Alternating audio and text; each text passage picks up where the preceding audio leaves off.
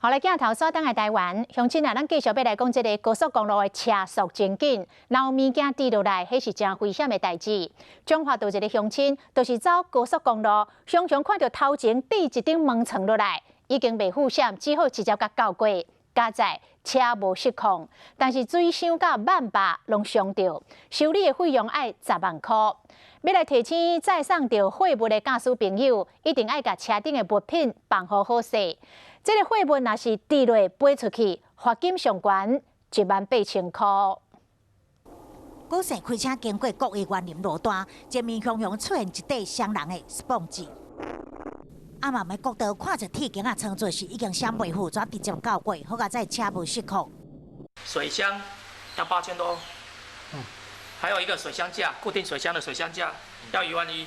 这破遐歹去，只是交过一块床珠，高盛总共要开10万的修车费。报案，因为当下就有警察跟道路救援过来处理，我们那时候有去做笔录。对啊，觉得好像晚7天回家了，这个很危险。希望就是掉落物，就算你没有发现，应该说是有发现，可是你应该要通报。一个spong字床珠总共造成3台车受损，警方调阅联络监视器，要找出落床珠的车。高速公路速度紧，若要把握按就落落来，落过的物件是奇奇怪怪。哦，恐怖啊！